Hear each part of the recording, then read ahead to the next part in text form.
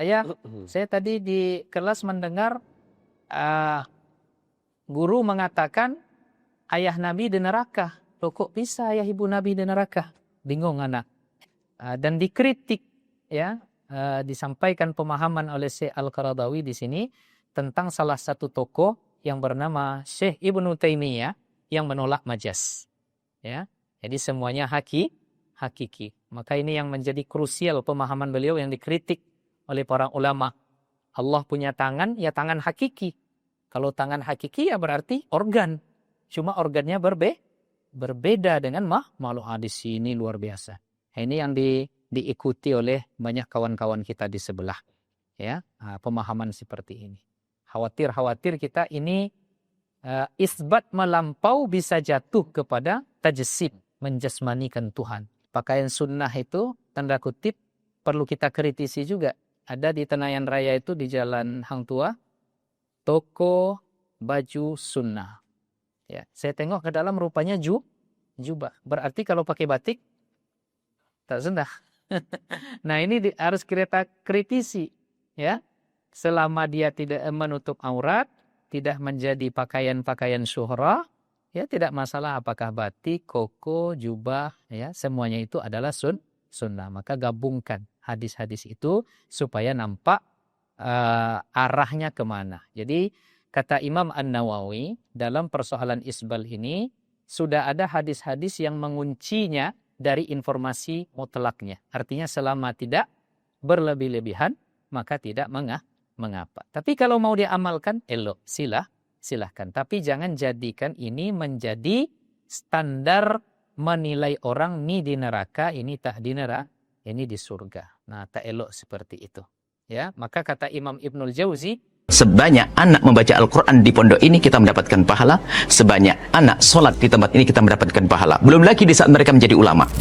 Harapan kami pesantren terus berkembang dan husnudzon kami akan berkembang. Maka dari itu kami ajak Anda, para perindu ridha Allah, ayo kita ikut andil dalam besarkan pesantren ini. Semoga dari pesantren keluar ulama-ulama penerus dakwah baginda Nabi. Amin. Maka jangan ragu untuk bergabung. Inilah orang cerdas. Kalau kita mengandalkan ibadah kita melakukan sholat sebanyak apapun sangat terbatas, ngaji Quran sangat terbatas. Tapi kalau kita ikut andil dalam program besar semacam ini, sebanyak anak membaca Al-Quran di pondok ini kita mendapatkan pahala, sebanyak anak sholat di tempat ini kita mendapatkan pahala. Belum lagi di saat mereka menjadi ulama. Inilah kerjaan orang-orang cerdas. Maka ayo menjadi cerdas hari ini. Jangan ragu, sisihkan rezeki Anda. Dan tidak cukup sampai di sini. Ajak orang lain. Kapan Anda mengajak orang lain, Anda mendapatkan pahala biarpun orang itu belum mengikuti ajakan Anda. Ajak sebanyak-banyaknya. Dan di saat Anda mengajak, jangan meremehkan. Mungkin kelihatan orang itu tidak, seolah-olah tidak akan membantu. Ajak saja. Silahkan sisihkan rezeki Anda langsung ke Pesantren Nurul Azhar Bank Syariah Indonesia, nomor rekening 147-666-6666 atas nama Yayasan Tabung Wakaf Umat. Dan jika terbuka hati Anda lalu Anda berderma, jangan ragu.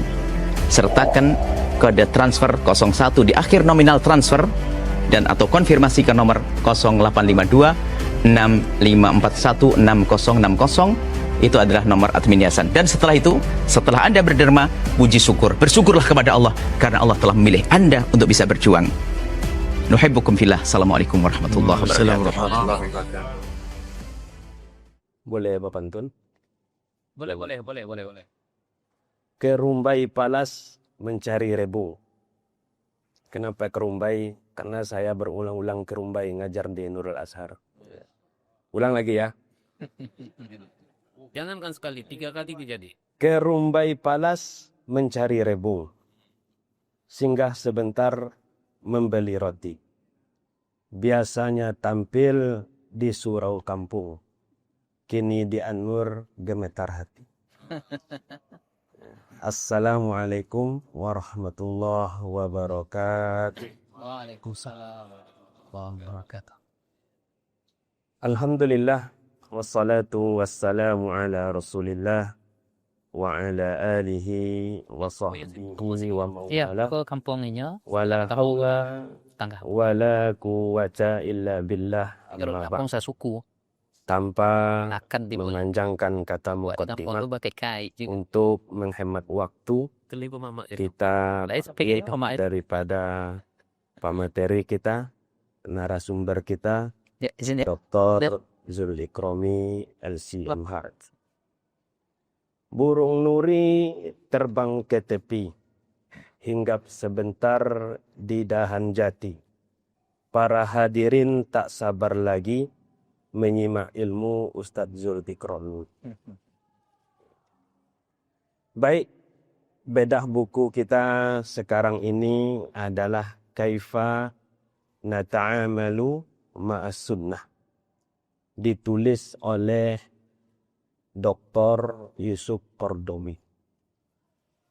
Tentang biografi beliau itu sungguh sudah banyak sekali para pemikir, para penulis, para cendekiawan yang menulis tentang beliau. Dan buku yang akan kita bedah ini sudah lengkap rasanya mewakili seperti apa keilmuan daripada Dr. Yusuf Qaradawi rahimahullahu ta'ala.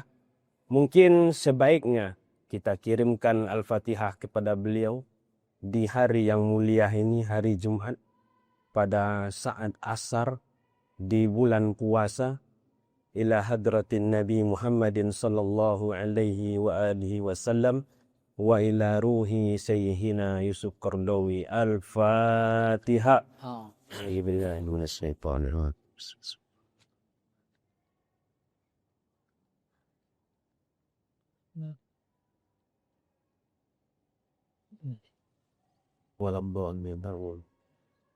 Baik, saya sebagai moderator pada kali ini hanya akan berpantun saja.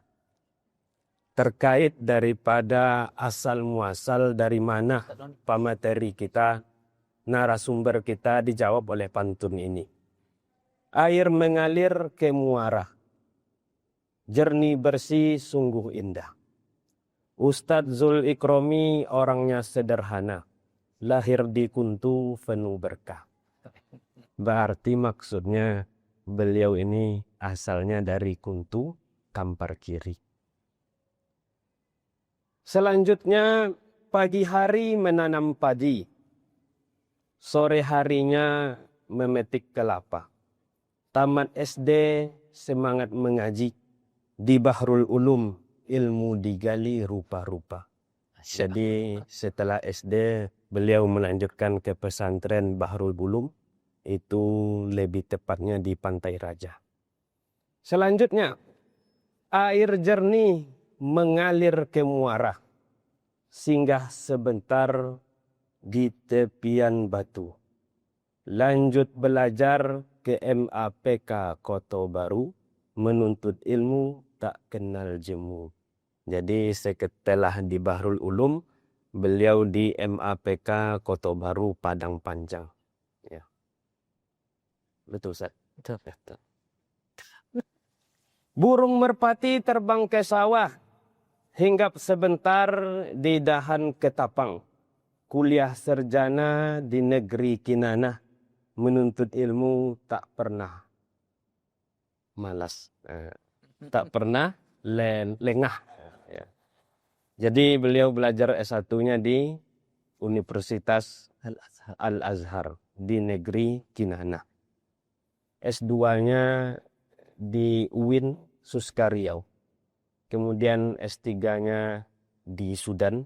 Hujan turun membasahi ladang, rumput hijau tumbuh di taman, doktor diraih di negeri Sudan, ilmu mendalam jadi pegangan. Amin. Ya. Kemudian selanjutnya beliau ini adalah mengajar di UIN Suskariau. Kemudian juga sebagai ketua harian Masjid An-Nur Provinsi Riau. Bunga mawar di tepi taman, disiram air tiap pagi. Ketua harian di Masjid An-Nur, mengabdi untuk umat sepenuh hati. Amin, amin ya Rabbal alamin.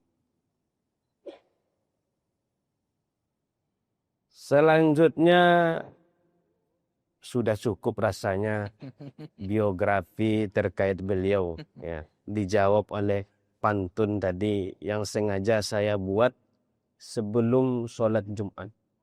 Allah. Sebelum sholat Jumat itu saya jam 11 tadi sudah sampai ke Bank Indonesia. Sengaja saya sebut kalau saya tadi itu khotibnya di Bank Indonesia. Ya, Sa Andri kan? Sa Andri tahu dia. Baik, saya sebelum memberikan sepenuhnya waktu kepada pemateri, saya ingin menyampaikan bahwa di antara latar belakang penulisan kitab Kaifa Nata'amalu Ma'as Sunnah ini, bagaimana berinteraksi dengan sunnah ini, itu atas permintaan daripada Al-Ma'had Al-Ali Lil Fikri Al-Islami. Itu di Washington, di Amerika, diminta Dr. Yusuf Qaradawi untuk menulis buku ini. Kemudian atas permintaan Al-Majma' Al-Maliki Lil Buhus Al-Hadarah Al-Islamiyah Yordania. Paling tidaknya saya baca tadi kesimpulan cetakan pertama pada tahun 1989 dan juga cetakan pada tahun 2000. Intinya di dalam kitab ini yang sesuai dengan sekarang ini bahwa Syekh Yusuf Qaradawi ingin di setiap negara atau daerah itu ada institut ataupun lembaga yang mengkaji khusus terkait sunnah. Bagaimana isi daripada kitab Kaifa Nata'amalu Ma'as Sunnah ini? Mari kita dengar bersama-sama dari Dr. Ustadz Izul Ikrami LCMH. Kepada beliau, falyatafaddal maskura. Assalamualaikum warahmatullahi wabarakatuh.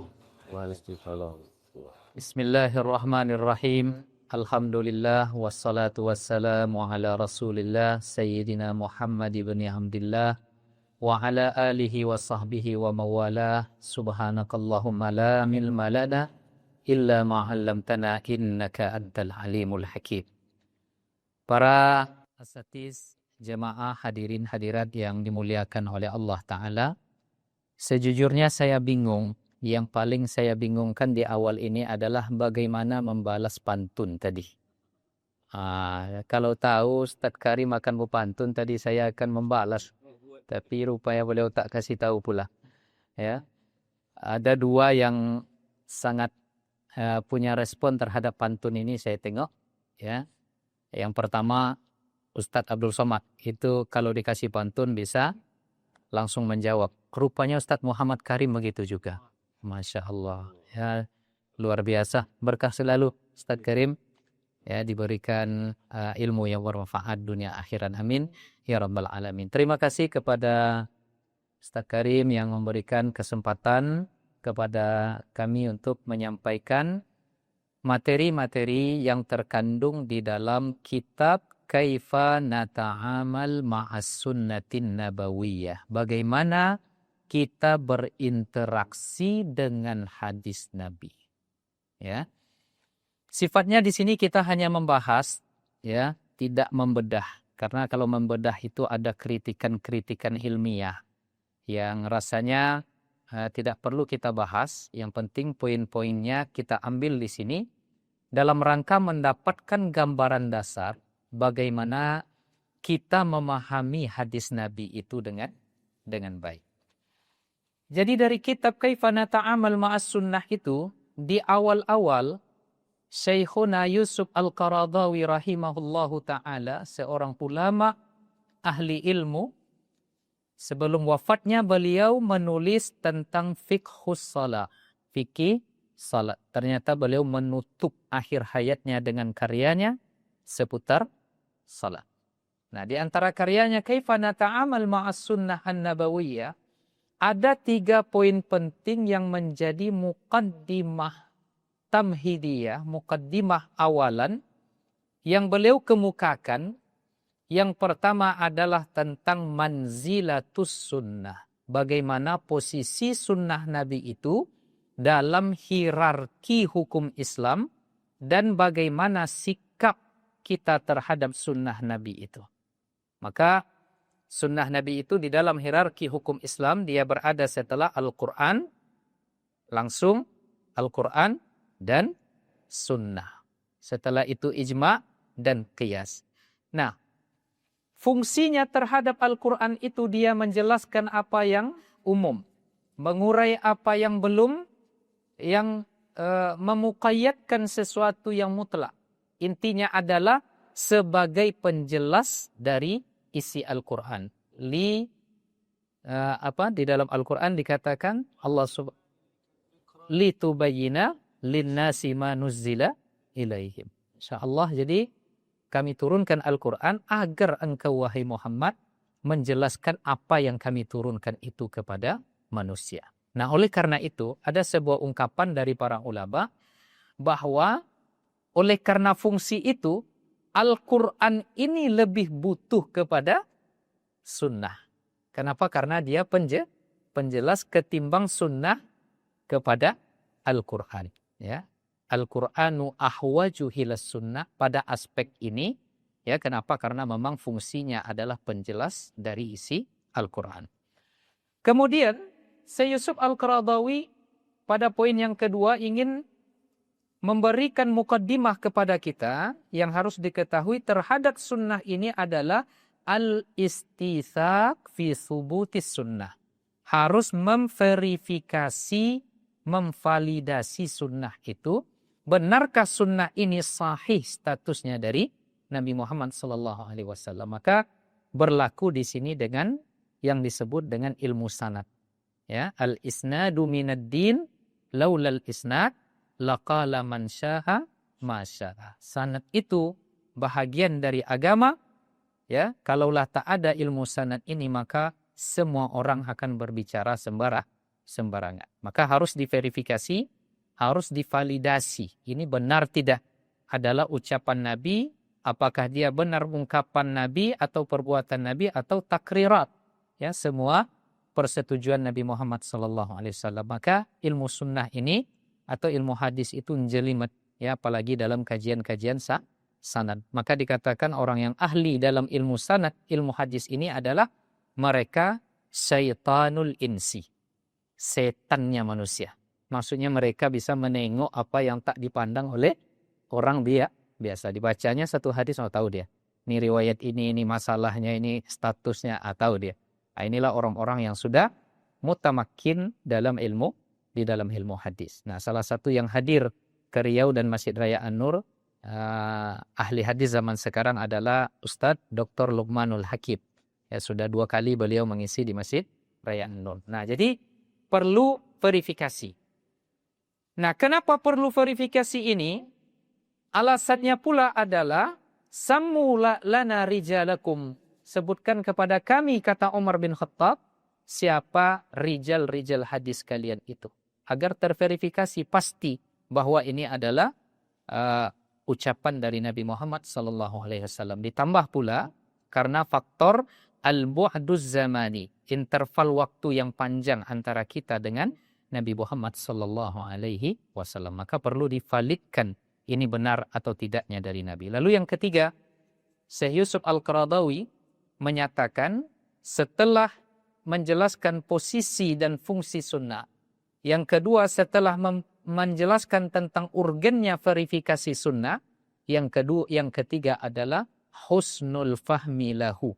Harus punya pemahaman yang baik terhadap sunnah itu. Nah, karena sebabnya tadi terjadi interval waktu yang panjang antara kita dengan Nabi Muhammad SAW supaya kita mengetahui apa maksud dari ungkapan-ungkapan Nabi Muhammad SAW. Maka dalam husnul fahmi inilah turunannya dalam kajian-kajian usul fikih sesungguhnya, tetapi Syekh Yusuf Al-Qaradawi ini pandai menyederhanakan masalah. Maka beliau membuat kaifa nata'amal ma'as sunnah. Nah, itu poin mukaddimah yang perlu kita perhatikan. Kemudian setelah itu baru beliau masuk kepada seperti apa teori kita dalam memahami sunnah itu dengan baik, apa langkah-langkahnya, Apa trik-triknya? Setidaknya di dalam kitab itu beliau nyatakan ada 8 kaedah. Kalau tak salah di kitab yang di Bapak Ibu itu mulai di halaman 111. Ada 8 kaedah. Kaedah yang pertama atau teori yang pertama supaya kita memahami sunnah dengan baik, fahmul hadis fi dhaw'il Qur'ani al-Karim. Kita mesti memahami hadis Nabi itu dalam kerangka sesuai dengan informasi dari Al-Qur'an. Ya. Karena tak mungkin ada hadis Nabi yang bertentangan dengan Al-Qur'an. Kalaupun ada, nampak itu hanya karena keterbatasan ilmu. Ya, karena tidak mungkin.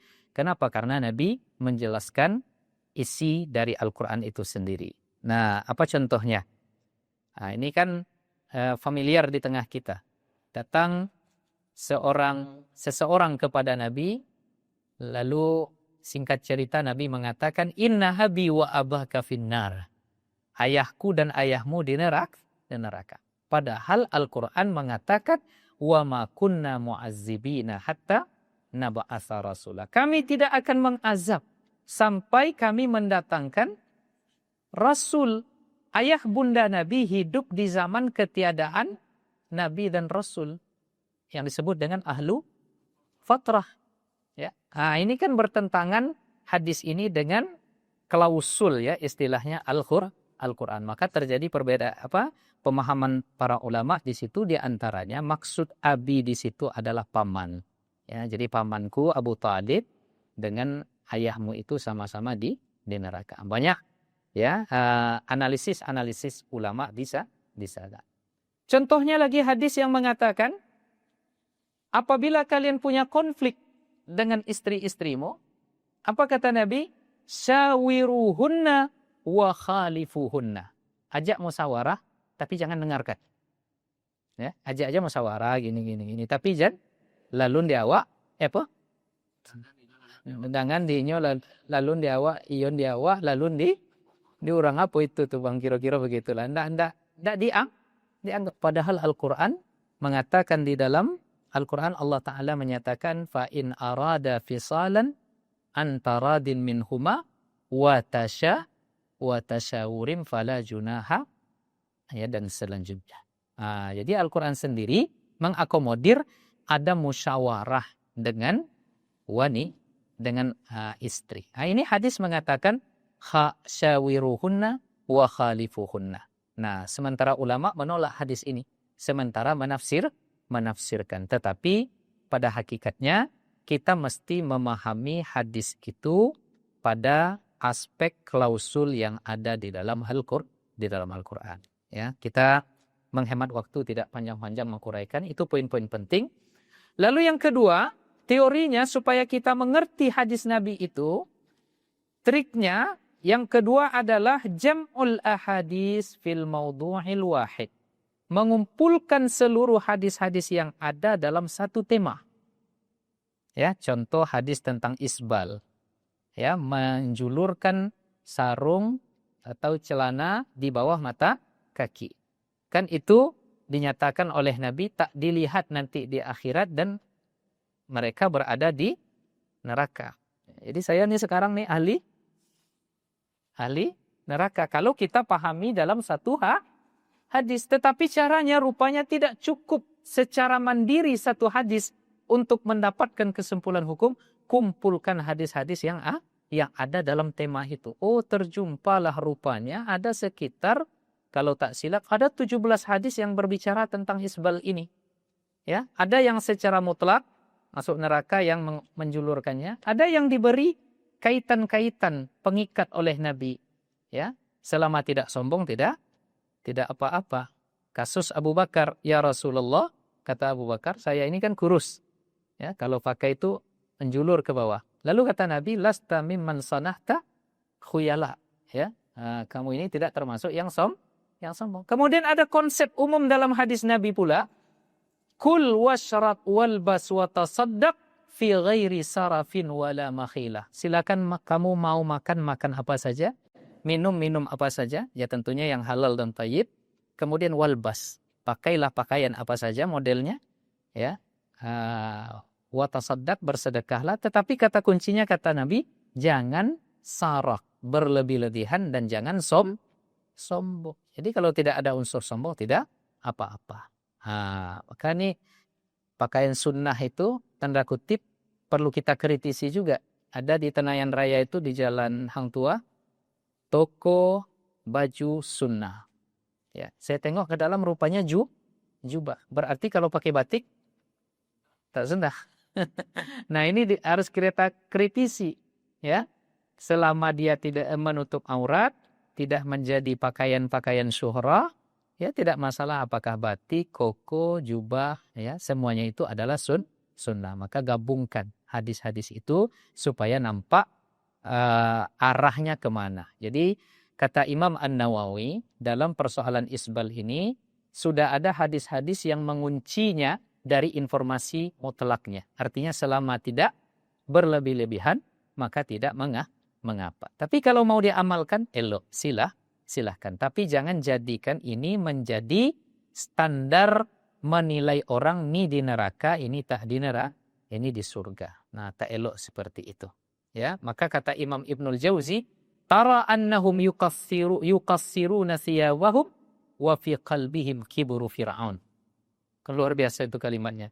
Mereka sibuk saja memendekkan menaikkan celana sarung di atas mata kaki, tetapi di dalam hati mereka terdapat unsur kesombongan sama seperti sombongnya Fir'aun. Nah, jadi harus seimbang zahir dan batik. Nah, ini baru mengaji hari Senin, tobat hari Selasa, tobat hari Senin, mengaji hari Selasa, hari Rabu sudah membid'ahkan orang hanya gara-gara celana di bawah mata kaki. Kemudian yang ketiga, caranya adalah al-jam'u wat tarjih fi mukhtalafil ahadis. Harus dimengerti cara mengkombinasikan atau mentarjih pada informasi hadis-hadis yang nampak seolah bertentangan.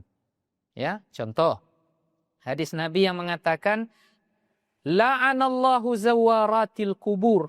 Allah melaknat wanita yang menziarahi kubur. Tapi Nabi di hadis lain mengatakan kuntu nahaitukum an ziyaratil kubur fazuruha fa innaha tuzakkirukum bil akhirah. Jadi seolah nampak bertentangan. Di satu sisi melaknat, ya, di satu sisi diperintahkan. Dan bahkan Nabi sallallahu alaihi wasallam pernah lewat di sebuah kuburan, lalu ternyata kuburan itu adalah anak seorang ibu yang kebetulan pada waktu itu berziarah. Nabi mengatakan, ittaqillaha wasbiri. Bertakwalah kepada Allah wahai ibu dan sabarlah. Tapi si ibu ini tidak tahu yang ngomong di belakang itu adalah Rasulullah. Apa katanya? Ilaika anni fa innaka lam tusab bimusibati. Pergilah kau. Ya, kau ngomong kayak gitu tuh karena tak dapat musibah seperti aku. Tidak tahu dia Nabi di situ. Kalau ambo topuk situ. Kamu nih gitu kan. Nah, jadi setelah itu dia tahu. Oh, ternyata dia minta maaf kepada Nabi. Lalu Nabi mengatakan innamas sabru 'inda sadabatil ula. Sabar itu adalah di saat benturan pertama. Coba tengok hadis ini. Nabi tak melarang kalau Allah melaknat wanita penziarah kubur. Nabi kenapa tidak melarang wanita itu? Pulang-pulang, tidak boleh ziarah. Nabi hanya mengatakan ittaqillaha wasbiri. Artinya apa? Dijamak, dikombinasikan pemahaman hadis ini bahwa yang dilarang itu kalau wanita tuh datang, yang pertama redaksinya zawarat, banyak selalu ke kuburan. Kemudian datang ke kuburan tuh mengumpat, mencela, apa istilahnya? Menyebut-nyebut, ya, kemudian dengan tampilan yang tidak baik. Itulah makna dari hadis itu. Jadi harus dijamak, dikombinasikan dengan baik supaya, karena prinsipnya selagi bisa dikombinasikan dengan baik tidak ada yang dibuang. Kumpulkan dulu. Jadi selagi bisa mengumpulkan menjadi 2, menjadi 3, menjadi 4 tuh bagus tuh Riki. Ya, jangan satu. Paham maksudnya ini? Memang kalau puasanya agak payah memahaminya, Pak. Ya Ustaz Karim, kalau bisa dikumpulkan, ya dikumpulkan, jangan ya. Bu Yaroni macam tak dengar dia. Baik. Kemudian yang keempat, trik yang keempat adalah memahami hadis Nabi dalam kerangka asbabul wurud. Ya, sebab hadis itu ada dan mulabasat pemakaiannya seperti apa, wa maqasid dan maqasid dari hadis itu. Nah, ini harus kita pahami dalam kerangka ini. Kerangka pemakaiannya seperti apa, latar belakang munculnya bagaimana, kemudian maqasidnya apa. Contoh, zakat fitrah. Itu kan yang terbaik, arahan hadis Nabi, itu sebelum salat Idul Fitri. Nah itu mengapa muncul arahan Nabi demikian? Karena kondisi Madinah waktu itu belum lagi besar. Masih memungkinkan untuk mendeteksi mana fakir miskin, jarak juga dekat. Maka bisa sebelum salat Idul Fitri. Kalau dalam kondisi sekarang, al-makan muttasa, masyarakat sudah banyak.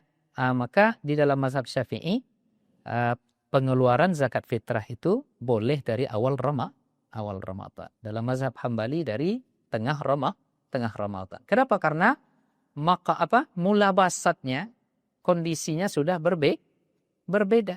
Dan bahkan dalam kajian fikih, kondisi yang berbeda itu mulabasat dan maqasid tujuan itu berbeda. Kalau dulu dengan membayar zakat fitrah dengan dengan makanan pokok, dalam mazhab Hanafi sekarang kata Syekh Yusuf Qaradawi membolehkan dengan nilai harganya. Ya, kenapa? Karena maqasidnya dari hadis itu, kata kalangan Hanafiyah, adalah ighna'ul fuqara wal masakin, mengayakan mereka, para fakir dan miskin. Dan kadang pengkayaan itu bisa didapatkan dengan mendapatkan uang. Kenapa? Kadang pernah terjadi di beberapa tempat, di rumahnya itu karena dia fakir miskin bertumpuk beras, karena bertumpuk dijualnya lagi. Tapi karena dijual lagi harga, karena banyak kebutuhan selain beras. Nah, ini dalam mazhab Hanafi. Nah, ini nanti bisa kita diskusikan. Kenapa? Karena ada asbab wurud. Pada contoh asbabul wurud ini, sebab datangnya hadis itu, mengapa Nabi memberikan arahan demikian? Contoh hadisnya, safar wanita tanpa mahram. Janganlah seorang wanita, kata Nabi, bersafar illa wa ma'aha zu mahramin, kecuali punya mahram. Nah sekarang betapa banyak wanita yang berangkat dari Bangkinang ke Pekanbaru tanpa mahram. Nah, ini menjadi pembahasan para ulama, tetapi ringkasnya di sini asbabul wurudnya itu yang dikaji, kata Syekh Al-Qaradawi. Karena dulu safarnya itu sulit, kendaraan juga sulit. Kemudian tidak ada jaminan keamanan dan keselamatan. Maka Nabi pada konteks itu mengarahkan supaya memakai mahram. Kalau dalam konteks sekarang, jika tujuannya, maqasidnya adalah amnut tariq, amannya perjalanan, maka tak masalah. Contoh di masa Utsman, istri-istri Nabi pergi haji tanpa mahram. Tetapi ada ketua panitianya, ketua perjalanannya waktu itu adalah Utsman bin Affan. Nah, jadi mesti dipahami hadis dalam konteks seperti itu. Kemudian poin yang kelima, triknya adalah at-tamyiz bainal wasilah al-mutaghayyirah wal hadafut thabit. Mesti kita bedakan, ada wasilah yang bisa berubah-ubah dalam arahan Nabi itu, ada tujuan yang pasti. Apa contoh hadisnya? Siwak.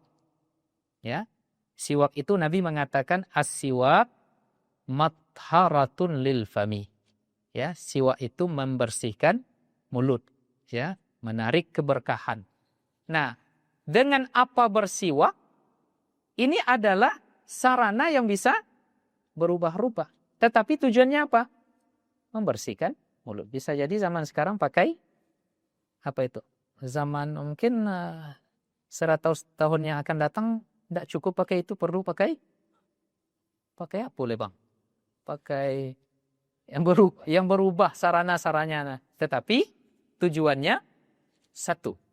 Ada lagi yang menarik yang dibahas oleh Syekh Al-Qaradawi di sini hadis ya yang menyatakan khaira ma tadawaitum bihi al-hijamah. Sebaik-baiknya pengobatan kalian itu adalah berbekam. Ya. Nah, ini apa maksudnya? Ya, kemudian Nabi juga mengatakan al-habbatus sauda dawaun likulli da. Ya, habba sauda itu obat segala penyakit. Ditemukan fakta secara medis, ada orang setelah bekam demam dia. Tapi katanya tadi ini adalah setelah minum habba sauda ternyata tidak cocok, kering kerongkongan dan macam-macam. Nah, rupanya ini menurut Syekh Al-Qaradawi bahwa Nabi ini sedang berbicara tentang wasilah, ya, wasilah kesehatan. Nah, bisa saja ditemukan ya improvisasi medis yang lain ya setelah itu nanti. Ya. Tujuannya kesehatan, ya, sedangkan sarananya bisa berbeda. Pada prinsipnya kan yang penting kata Syekh Qaradawi adalah keseimbangan dalam hidup, menjaga menjaga asupan, tidak berlebihan itu al-hajar as-sihi, harus dijaga konsep-konsep kesehatan itu.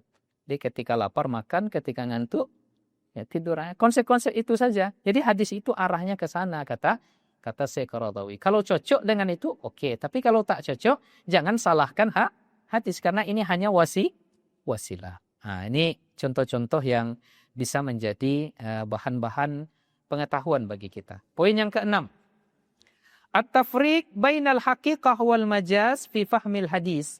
Kita mesti memahami pula, membedakan dalam hadis Nabi, mana yang bahasanya hakiki, mana yang bahasanya majazi. Contoh, arahan Nabi, hendaklah kalian, kalau kalian bersafar di malam hari, itu terasa lebih dekat. Kenapa? Karena Allah melipat bumi di malam hari.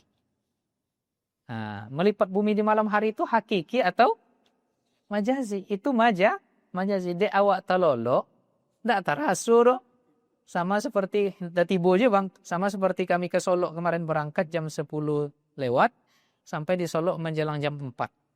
Itu saya dengan Ustaz Somad, ya mengoroklah di belakang saya gitu kan, tidur. Tiba-tiba, kok sebentar aja ke Solo nih. Kenapa? Karena bahasanya majas di sana. Jangan disebut pula, malam tuh Allah malam melipat bumi. Tidak. Ya, jadi ini perlu dibedakan. Apa contohnya lagi? Ya, contohnya lagi misalnya An-Nil wal Furat minal jannah. Nil itu dan Sungai Furat di mana? Di Irak, ya. Itu minal jannah, dari surga. Apakah hakiki atau majazi? Majazi, kata Syekh Al-Qaradawi. Bukan berarti sungai di surga itu adalah Nil dan Furat ini, tetapi karena manfaatnya Nil itu, ya kita yang pernah di Mesir, itu semua tergantung ke Nil itu ya Ustaz Doni. Mandi di situ, minum di situ. Sempatlah kering Nil itu, habis Mesir itu. Ya, Sudan juga, ya turunan di bawahnya. Furat juga begitu. Maka karena fungsinya yang amat sangat bermanfaat, itu dikatakan dia adalah dari surga. Jadi hakiki dan majazi. Lagi. Yang sering umroh ini sering familiar ini dengan hadis ini Ustaz Riki ini. Ma baina baiti wa mimbari raudhatun min riyadil jannah. Antara rumah dan mimbarku itu adalah taman di antara taman surga Allah Ta'ala. Itu hakiki atau majazi? Ada 3 tafsiran. Yang pertama ada yang menafsirkan itu hakiki, seolah hakiki. Tempat itu nanti akan dipindahkan ke surga. Tapi 2 penafsiran arahnya majazi. Kenapa disebut di situ surga? Karena beribadah di dalamnya, karena fadilahnya banyak, yuwassiluka ilal jannah. Menghantarkan ke surga. Penafsiran yang kedua, keberadaan kita di situ menenangkan, tentram di samping makam Nabi. Ketentraman itu adalah surga di dalam hati. Allah, yang kita cari kan itu di dunia ini saudara. Surga dunia itu ketentraman di dalam hati. Karena kita cobalah nanti Bapak Ibu datang ke sana. Ya, kita doakan yang belum sampai nanti. Duduk sejenak saja di sana ya Allah, menitik air mata, terbayang Nabi Muhammad. Bertetangga dekat dengan Nabi. Ya, nampak tiang-tiang di mana Nabi dulu bersandar. Nah, itulah raudhah itu. Maka terjadi ketenangan jiwa.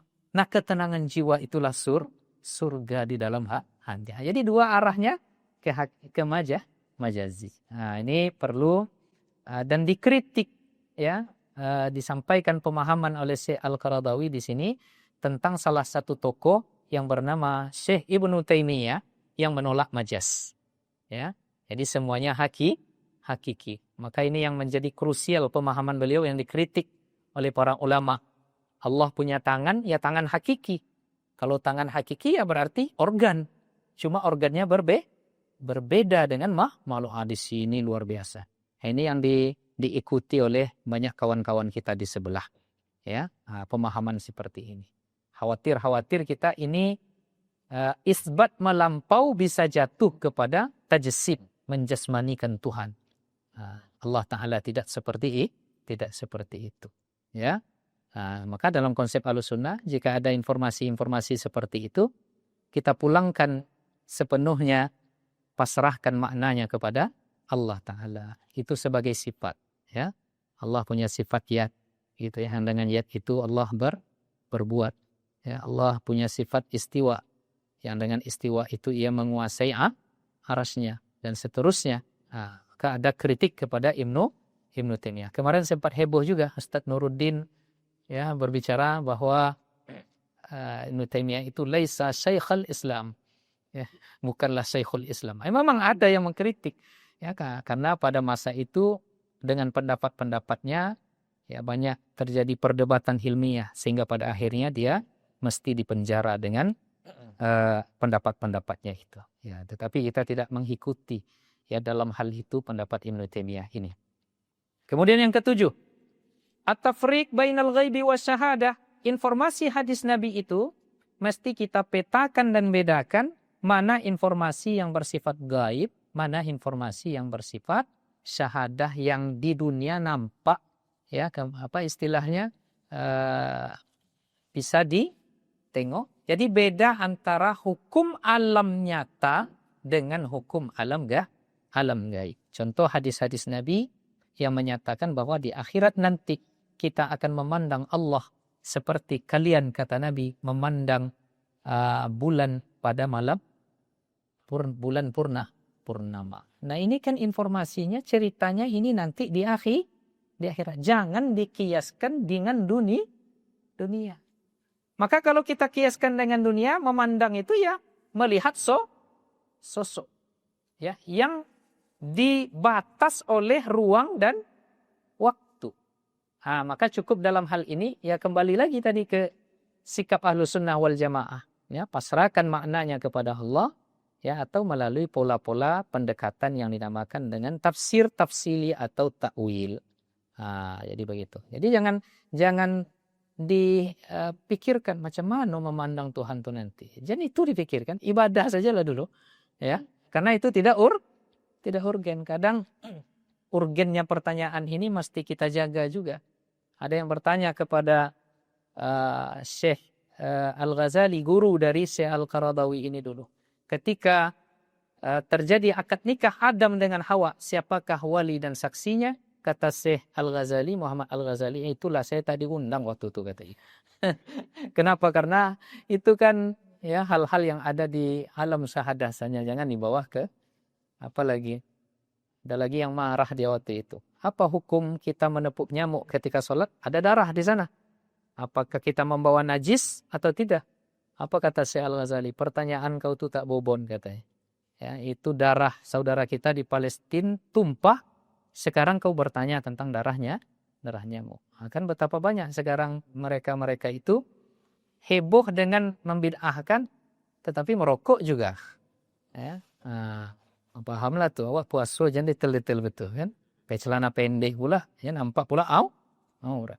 Mana imam mazhab yang mengatakan, ada enggak imam mazhab Syariki yang mengatakan lutut itu tak aurat? Cuman itu. Ya.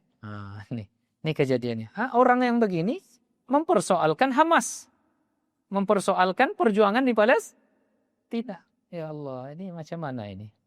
Tak kemana-mana lo jiwa ya. Terakhir, ya. at-ta'akkud min madlulati alfazil hadis. Ya, cara memahami hadis dengan baik itu kaedahnya yang terakhir di dalam buku ini adalah memastikan kemana arah lafaz hadis itu. Nabi memakai lafaz bahasa Arab, kemana arahnya? Contoh, ya, bahwa tidak masuk ke dalam rumah yang di dalam rumah itu ada anjing dan surah. Surah. Itu bahasa surah, madlulnya pada saat dulu dengan sekarang dalam bahasa Arab macam mana? Termasuk apa surah itu artinya sekarang adalah gambar. Berarti kalau ada gambar bapak ibu di dalam rumah, berarti rumah itu tak dimasuki oleh malaikat. Tapi malaikat maut masuk juga. Ini maksudnya malaikat rahmat. Surah di situ apa maknanya? Maka dikaji oleh para ulama. Ketika Nabi mengatakan la'anallahul musawwirin, Allah melaknat yang membuat gambar. Apakah yang tukang foto? Ini kita kemana-mana tiada hari tanpa foto gitu kan? Diupload. Nah, apakah masuk itu?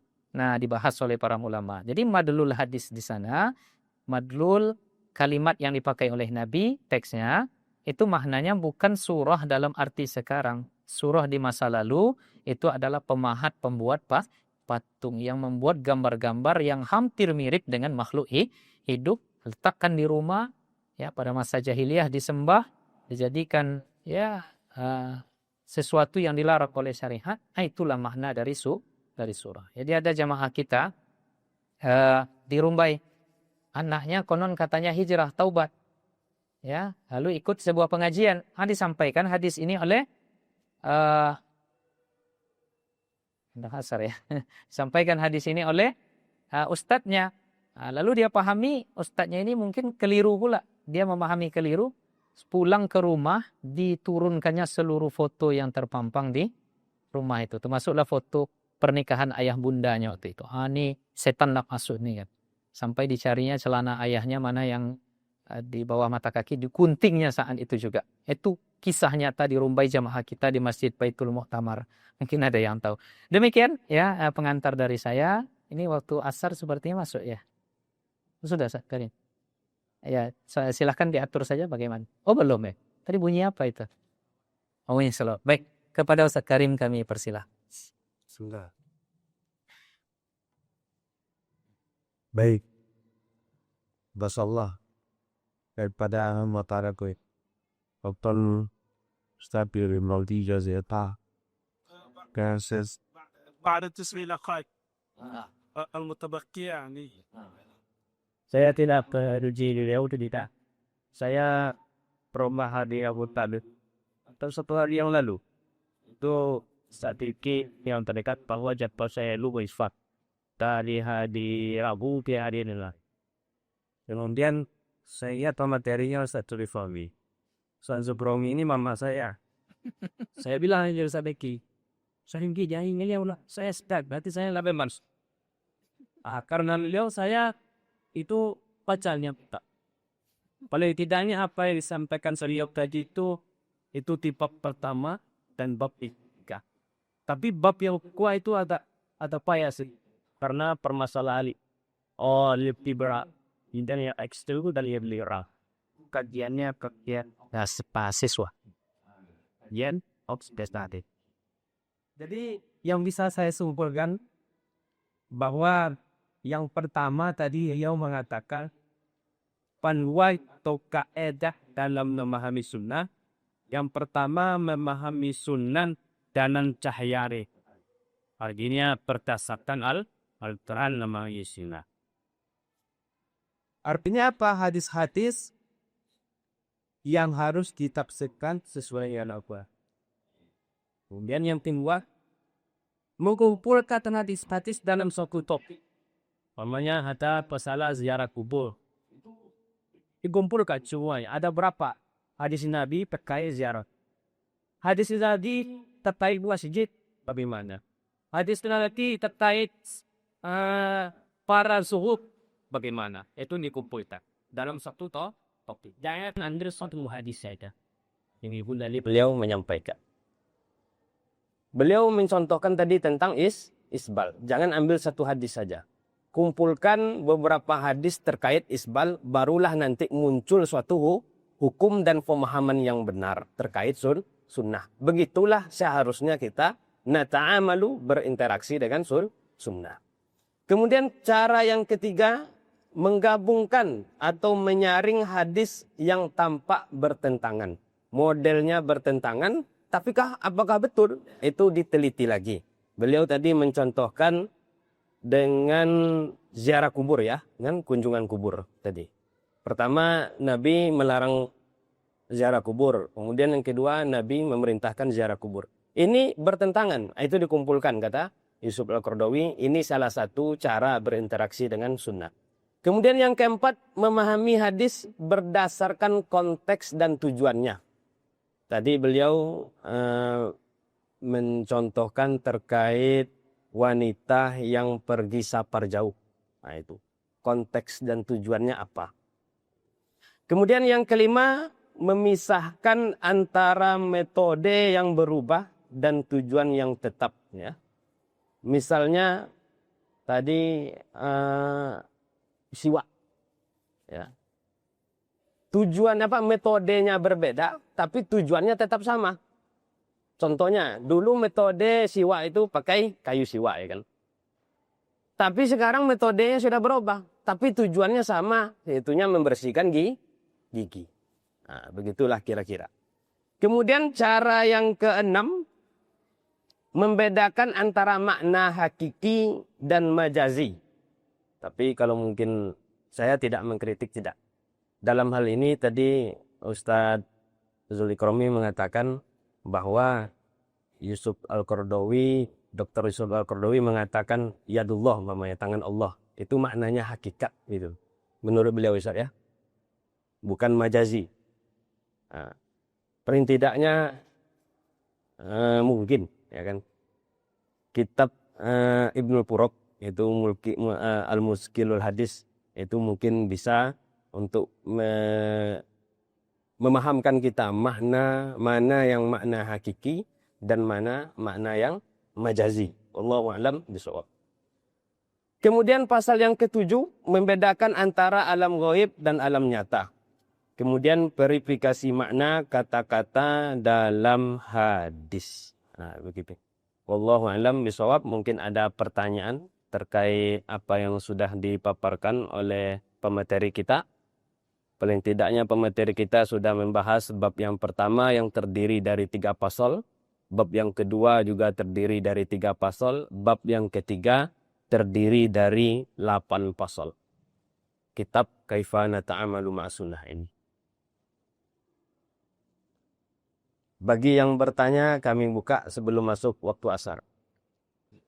Baik Ibu, terima kasih banyak atas pertanyaannya. Kalau bisa saya simpulkan pertanyaannya tadi, apakah kunut itu sunnah atau tidak? Ya, begitu. Kemudian bagaimana cara memahami sunnah yang benar agar anak saya tidak terjerumus ke salah pemahaman. Nah, begitu Ustaz.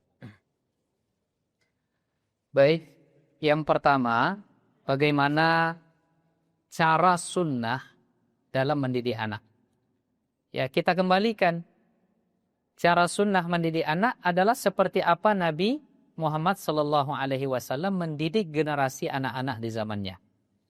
Pada konsep umumnya adalah mengokohkan iman sebelum Al-Quran. Ya, menguatkan adab sebelum ilmu. Nah, di situ, Ibu. Jadi para sahabat itu mengatakan kami dulu belajar iman, baru setelah itu Al-Quran. Dengan belajar Al-Quran bertambah kuatlah iman kami. Ya, jadi fokusnya ke arah sana saja. Kemudian belajar adab sebelum ilmu. Lalu ketika berilmu semakin beradab. Maka untuk anak-anak itu ada fase-fasenya. Makanya anak saya bingung pulang. Ayah, saya tadi di kelas mendengar guru mengatakan ayah Nabi di neraka. Loh kok bisa ayah ibu Nabi di neraka? Bingung anak. Ya, di usia segitu sudah direcoki pemahaman seperti itu. Apa gunanya coba? Ya. Kemudian apa lagi? Ada juga anak saya pulang, kata guru di kelas, zikir-zikir setelah tarawih itu nggak ada tuh. Ya, tak ada dicontohkan oleh Nabi. Bingung anak saya. Apa gunanya coba? Hal yang begitu disampaikan ke anak-anak. Sekarang bina saja imannya. Allah melihatmu, Allah menjagamu. Kalau kau meminta, mintalah kepada Allah. Lalu hafalkan dia dengan Al-Quran, ajarkan dia Al-Quran, ajarkan dia adab-adab. Nabi apa yang diajarkan adab kepada anak-anak waktu itu? Ya, diantaranya ya gulam samillah. Ya, wahai anak, sebelum makan itu sebutlah nama Allah. Itu kan hadap-hadap, ya, ilmu. Kemudian iman. Di saat Nabi berkendara dengan siapa, Ibnu Abbas atau Ibnu Umar itu? Iza sta'anta fasta'in billah. Ya, fa iza sa'alta fas'al, apa hadisnya? Ya, Ibnu Abbas. Ya, Ibnu Abbas. Kalau kau minta, mintalah kepada Allah. Ketahuilah, sekalipun berkumpul seluruh orang di muka bumi ini ingin memudaratkan engkau, tak akan terjadi itu kecuali sudah takdirnya dari Allah. Kan penguatan iman. Itu yang dibahas perkala khilafiyah yang tak boleh, ya, tidak menambah ilman, tidak menambah ilmu di usia seperti itu. Jadi itulah sunnah Nabi, ya, dalam pendidikan. Ada bukunya, silahkan nanti dibaca. Al-Manhajun Nabawi litarbiyatil atfal. Ya, bagaimana cara Nabi mendidik anak-anak. Baca buku itu nanti. Kemudian yang kedua, apa tadi? Bagaimana cara memahami sunnah agar anak saya tidak... Bagaimana cara, ya, nampaknya arah pertanyaannya menjaga pemahaman anak ini supaya tidak keliru nanti. Karena bisa jadi dia di komunitas yang begini, sedangkan komunitas kita begini, ya, maka dikawal, ya, dikawal. Ya, maka perlu kita berdiskusi dengan anak kita itu lebih banyak, ya. Jangan sampai di rumah itu menjadi tidak ada tempat diskusi anak kita. Jadi seharusnya ayah atau bunda selalu sering berdiskusi dengan anak apa yang terjadi hari itu sebelum tidur, bercerita. Tapi kalau katanya tadi tak punya ayah lagi, mungkin boleh dicari ayahnya, Bu. Halal itu kan, cari ayahnya. Ya, mohon maaf tak kemana hulu kaci gitu, ya. Udah masuk waktu ke. Baik, karena waktunya sudah masuk, mungkin bisa kita cukupkan sampai di sini. Terima kasih banyak. Kalau boleh saya jawab pertanyaan tadi sedikit saja, bahwa di dalam kitab Kaifa Nata'amalu Ma'asunnah ini, Syekh Yusuf Qaradawi sangat mengkritik orang-orang yang kaum tekstualis, ya, yang kaku dalam memahami teks hadis, mengabaikan maqasid dalam hadis tersebut, kemudian juga sangat mengkritik orang yang berpegang teguh katanya pada sunnah, tetapi mengabaikan ruh daripada sunnah tersebut. Begitu apa yang dipaparkan atau beberapa yang dipaparkan oleh Yusuf Qaradawi di dalam kitab Kaifa Nata'amalu Ma'asunnah. Cukup sekian. Terima kasih banyak pemateri Ustadz Izul Ikrami atas waktunya, dan juga kami ucapkan terima kasih banyak kepada para peserta sekalian. Insya Allah besok masih kita akan melanjutkan bersama ustadz-ustadz lainnya, yaitunya bersama Ustadz Muhammad Hanafi, insya Allah jam 1. Mari kita ramaikan bersama-sama kajian bedah buku ini di masjid yang kita cintai ini, di masjid yang kita banggakan ini. Semoga kita mendapat ridha Allah Ta'ala, i'tikaf bukan di malam hari saja, di siang hari juga bersama dengan ilmu membedah buku. Semoga kita tetap istiqomah. Amin amin ya rabbal alamin. Wa sallallahu ala sayyidina Muhammadin nabil ummi wa ala alihi wa sahbihi wa sallam. Walhamdulillahi rabbil alamin. Assalamualaikum warahmatullahi wabarakatuh. Wah, sudah sampai waktunya.